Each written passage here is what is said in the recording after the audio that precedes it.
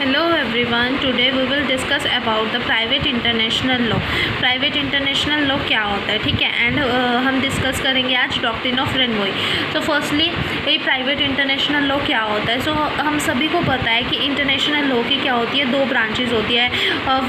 First one is the public international law and another one is the private international law. अब public international law तो govern करता है वो वाले cases अगर दो स्टेट्स के बीच में अगर डिस्प्यूट अराइज हो जाता है तो पब्लिक इंटरनेशनल लॉ पिक्चर में आता है। But private international law picture में कब आएगा, कब हम इसको अप्लाई करेंगे, इसका मतलब क्या होता है तो इसका मतलब प्राइवेट इंटरनेशनल लॉ का मतलब होता है when as we all know that कि जो कंट्रीज़ हैं, जो स्टेट्स हैं, वो क्या करती हैं, डोमेस्टिक लॉ से गवर्न होती हैं, ठीक है, अपना लोकल लॉ फॉलो करती हैं इफ़ अगर डिस्प्यूट अराइज हो जाता है। But as the passage of the time लोग क्या हो रहे हैं, जो पर्सनस हैं वो क्या हो रहे हैं, मूव हो रहे हैं from one place to another, ठीक है, एक कंट्री से दूसरी कंट्री में जा रहा है। तो there is a situation arise, there is a dispute arise between the two individuals of the different nation.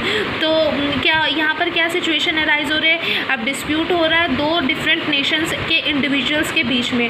तो क्वेश्चन अराइज दैट कि कौन सी कंट्री का जो लॉ है वो गवर्न करेगा, तो उसका जो आंसर है वो कर देता है प्राइवेट इंटरनेशनल लॉ। तो इस डिस्प्यूट को जहाँ पर फॉरेन एलिमेंट प्रेजेंट होगा तो वहाँ पर प्राइवेट इंटरनेशनल लॉ पिक्चर में आएगा, ठीक है। अब हमारे लिए प्राइवेट इंटरनेशनल लॉ के लिए दो प्रिंसिपल्स दिए हुए हैं, that is the lex domicile and the lex patriae. Lex patriae जो सिविल लॉ कंट्रीज होती हैं वो तो प्रिंसिपल गवर्न करती है लेक्स पेट्रिया से, ठीक है। मीन्स कि लॉ ऑफ नेशनलिटी के बेसिस पर क्या करेंगे, वो लॉ ऑफ नेशनलिटी के बेसिस पर केसेस को डिसाइड करेंगे। But the common law countries क्या करती है, कॉमन लॉ कंट्रीज़ फॉलो करती है लेक्स डोमिसाइल के प्रिंसिपल को, ठीक है। लेक्स डोमिसाइल के प्रिंसिपल को उन्होंने फॉलो किया, ठीक है। फॉर एग्जांपल अब हम एग्जांपल लेते हैं। फॉर एग्जांपल एक इंग्लैंड का पर्सन है, ठीक है, और इंग्लैंड की उसकी क्या है, नेशनलिटी है, ओके, इंग्लैंड की नेशनलिटी है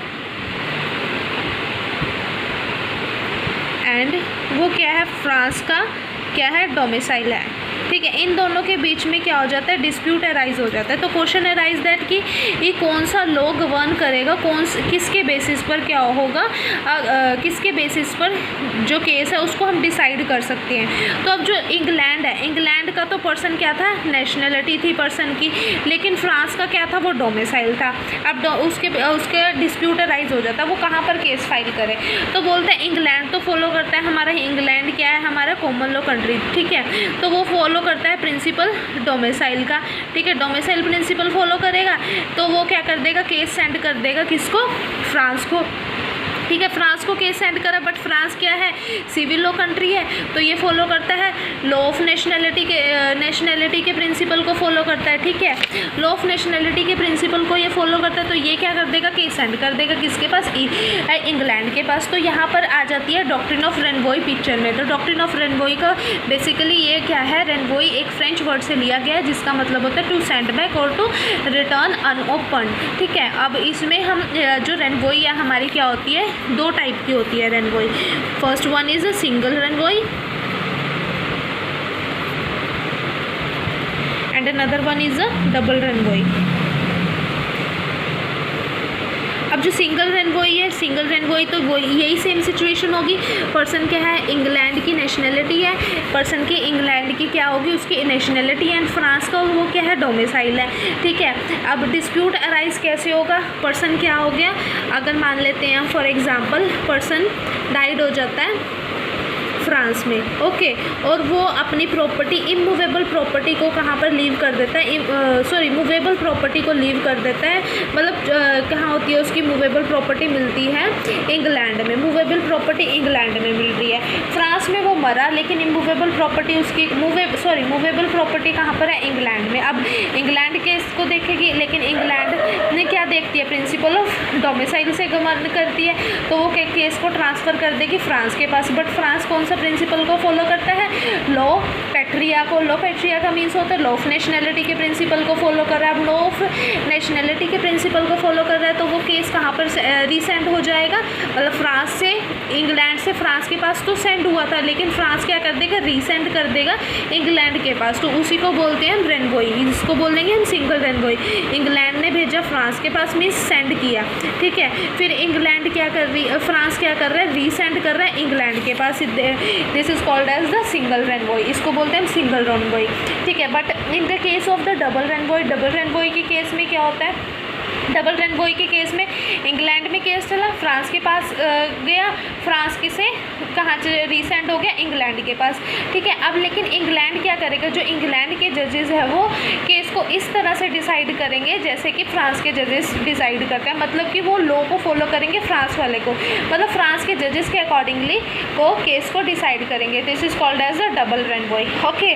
ये हो गया। अब जो रेनवॉय के केसेस हैं, अब जो सिंगल रेनवॉय है, बेसिकली सिंगल रेनवॉय हमारे पास 2 टाइप की होती है। सिंगल रेनवॉय होगी रेनवॉय बाय रेमिशन, ठीक है, बाय रेमिशन से होगी, और एक होती है बाय ट्रांसमिशन से, ट्रांसमिशन, ओके। जो रेमिशन से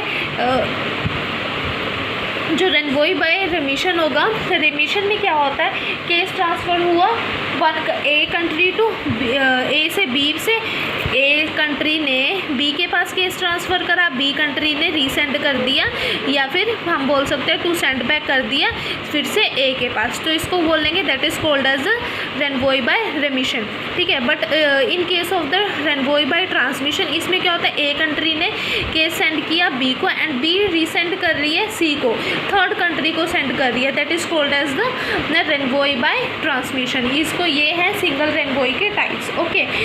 एक सिंगल रेनवॉय में केस था, फार्गो केस के नाम से एक रेलेवेंट केस लॉ है।